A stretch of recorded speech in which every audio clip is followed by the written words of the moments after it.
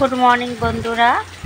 তো সকলে কেমন আছো? আশা করি ভালোই আছো। তো দেখো আমি আজকে কি রান্না করছি। এখানে আলু আর ঝিঙে কেটে রাখা আছে, এখানে ডাল করেছি, ভাতও হয়ে গেছে।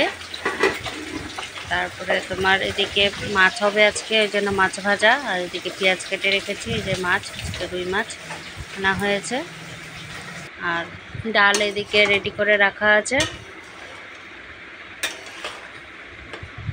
এইখানে তোমার বসিয়ে দিয়েছি তরকারির জন্য, ফোড়ন টোড়ন দিয়ে বসিয়েছি পেঁয়াজ দিয়ে। তো আশা করি ভালোই লাগবে তোমাদের ভিডিওটা। খুব সিম্পলভাবে করলাম, তো জানি না তোমাদের কীরকম লাগবে।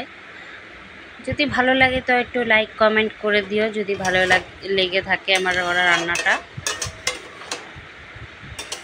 জাস্ট এটা একটা নর্মালভাবে ঝোল করবো, হ্যাঁ, কিছু সেভাবে করবো না।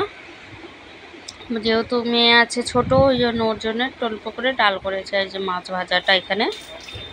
তো ভিডিওটা স্কিপ না করে দেখতে থাকো।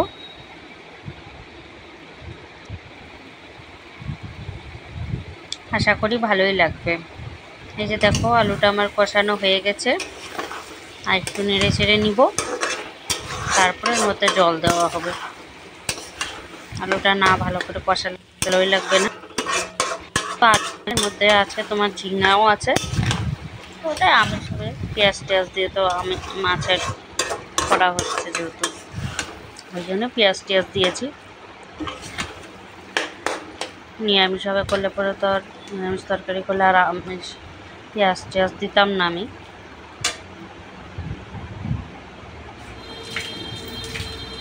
ভিডিওটা কেমন লাগছে একটু কমেন্ট করে জানিও। এই যে দেখো জল দিয়ে দিয়েছি, এই যে ফুটতেছে, ভালো করে ফুটে যাবে, তারপরে আমি অফ করে দেবো, যাবে ফুটে গেলে। তো আমার ভিডিওটা কেমন লাগলো একটু কমেন্ট করে জানিও, আশা করি ভালোই লাগবে। আজকে এইটুকুনি, আবার অন্যদিন আবার ভিডিও এনে দেখাবো। তো আমি আজকে বেশি কিছু আর করলাম না, এখানে স্টপ করছি, কারণ বেশি দূর ভিডিওটা টানছি না। ভালো লাগলে লাইক কমেন্ট শেয়ার করে দিও।